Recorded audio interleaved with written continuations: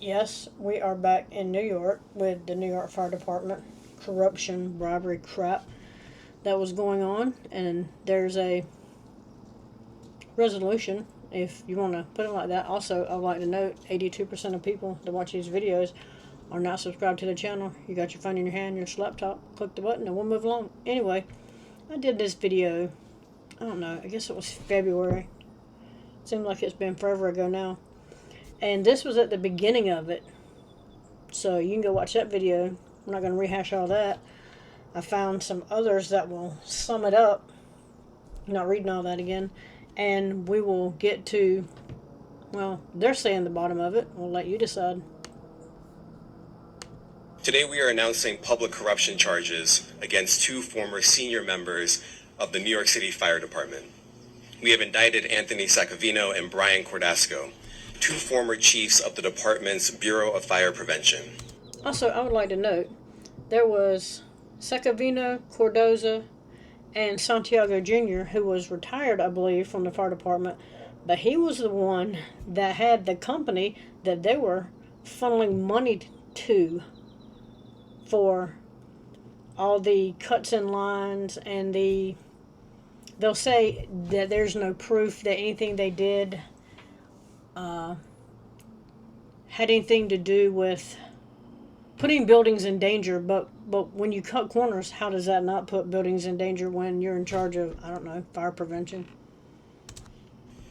As the indictment alleges, SACCAVINO and CORDASCO, acting together with a co-conspirator, solicited and received at least $190,000 in bribes in exchange for giving special treatment to certain building owners and developers for at least 30 different projects around this city.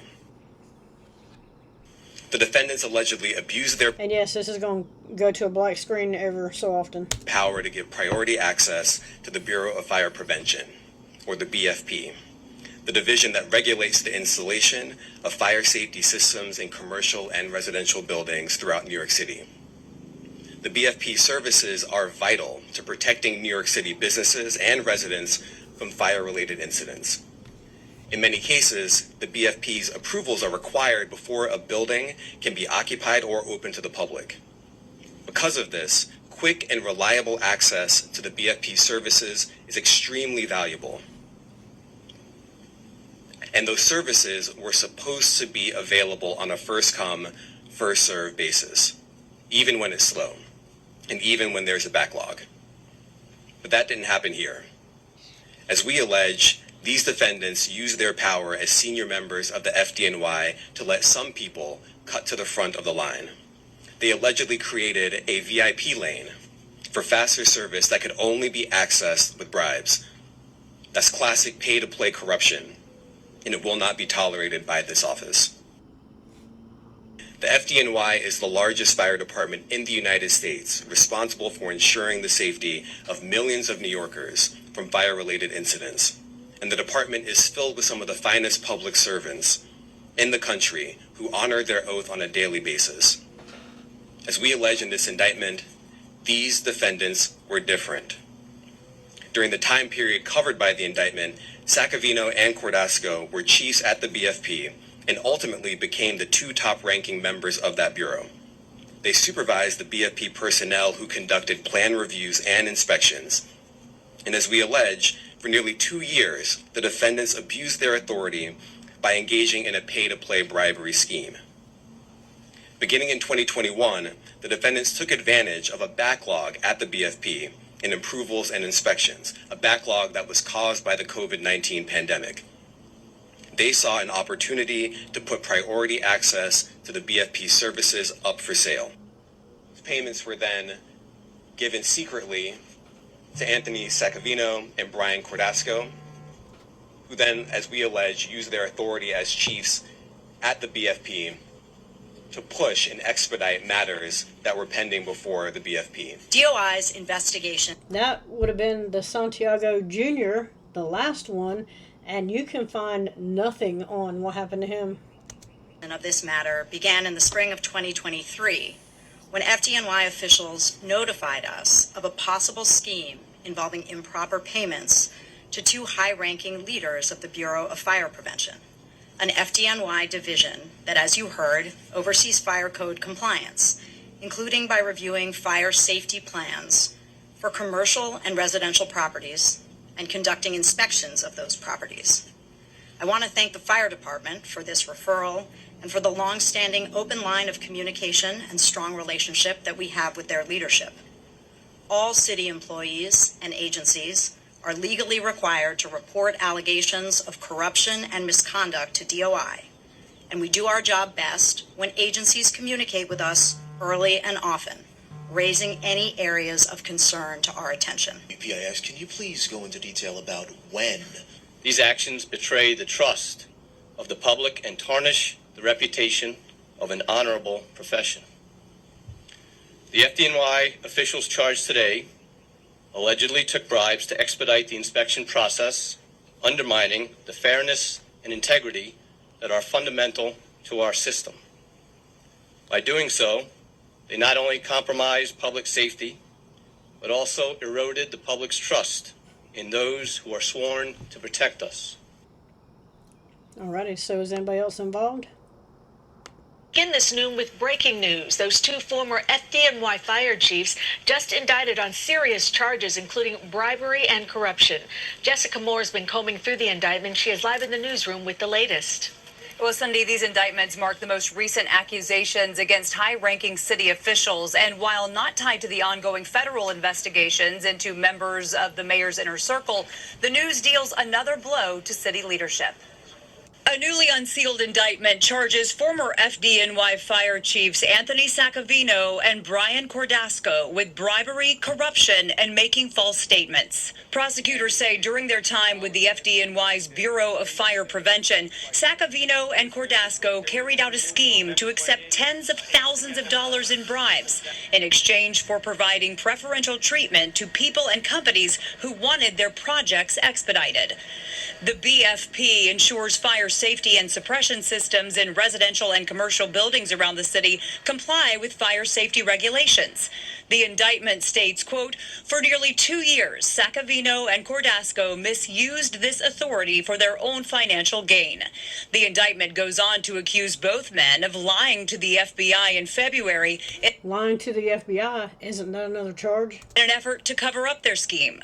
Beginning in 2021, the defendants took advantage of a backlog at the BFP in approvals and inspections, a backlog that was caused by the COVID-19 pandemic.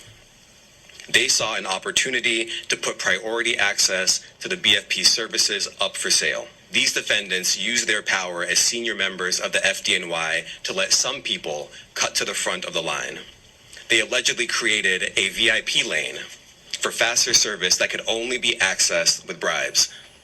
That's classic pay-to-play corruption, and it will not be tolerated by this office. FDNY Commissioner Robert Tucker released a statement about the indictment within the last hour saying, quote, every member of the FDNY takes a sworn oath to conduct themselves honestly and ethically. Anything less will not be tolerated. The department will fully cooperate with any ongoing investigations. Much more on this story starting at 5 o'clock tonight. In the newsroom, Jessica Moore, CBS News, New York. Jess, thank you. Yes, thank you, Jess. So, can that be it?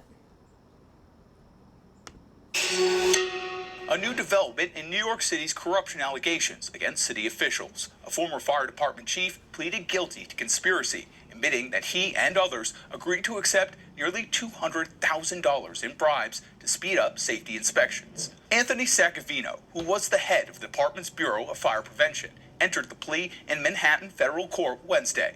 SACCAVINO and Brian CORDASCO, another high-ranking fire prevention. Still have heard nothing, zero, about the Santiago Jr.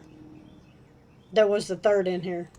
Chief are accused of creating a VIP lane for faster service by the Fire Inspection Bureau that can only be accessed with bribes.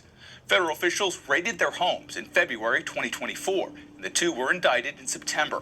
The indictment accuses the chiefs of joining former firefighter turned businessman Henry Santiago Right there, Henry Santiago Jr. What has happened to him? Jr.'s fire safety company as secret partners in 2021.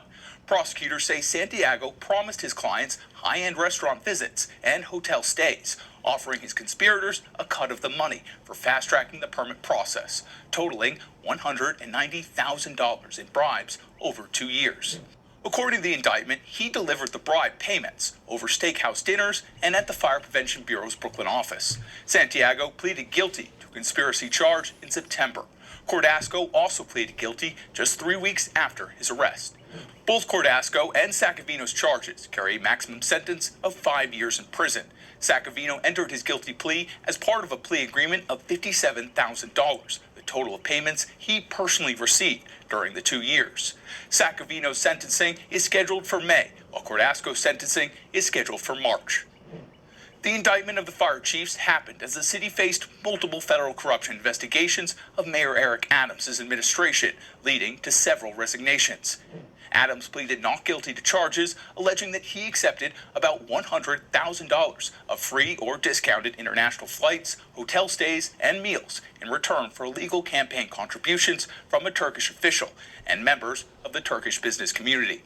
Now, the New York Times reports senior Justice Department officials under President Donald Trump have had discussions with federal prosecutors about the possibility of dropping their corruption charges against Adams. Trump has the power to pardon Adams and said in December he was considering it.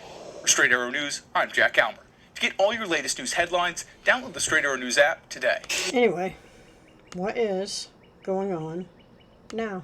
A former FDNY chief is sentenced to 3 years in prison for his role in a bribery scheme. Anthony SACCAVINO and co-defendant Brian Cordasco were accused of accepting bribes to fast-track inspections. They both worked in the FDNY's Bureau of Fire Prevention, which oversees fire safety in homes and commercial buildings. In January, SACCAVINO pleaded guilty to conspiracy to solicit and receive a bribe. Cordasco pleaded guilty to the same charge in October and was sentenced to 20 months in prison. So here is what Cordasco apologized to his former colleagues Monday before the sentence was read out. I betrayed the very same people who took me in with open arms, he said, standing and reading a prepared statement. I know I cannot go back and make things right, he added. There are no do-overs.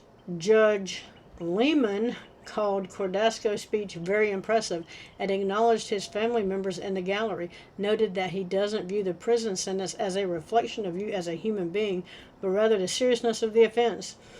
The judge also moved back the date when Cordasco is required to report to a federal lockup to June 17th so that he can attend his son's graduation ceremony earlier that month.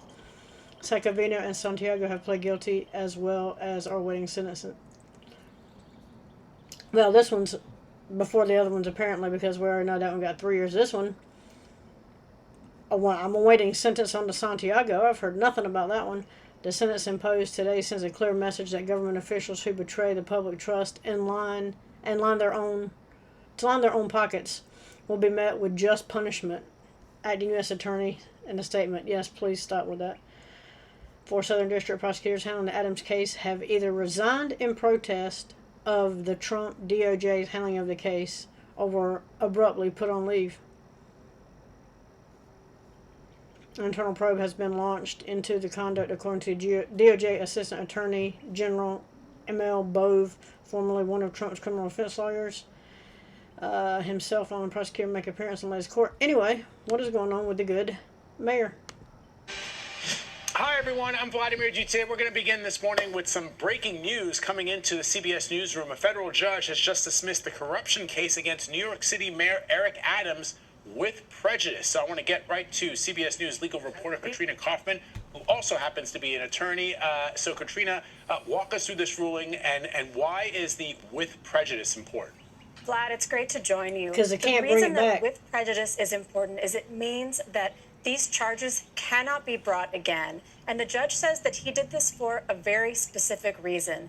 He said that everything here, quote, smacks of a bargain. and dismissal of the indictment in exchange for immigration policy concessions. So, Vlad, what this judge is worried about is that he thinks the government wants to hold leverage over Eric Adams. If he dismissed the case without prejudice, that would mean that these charges could be brought again. So he thinks that this is the fairest way to handle this case. And he's very clear here that this has nothing to do with the merits of the case against Eric Adams, Vlad.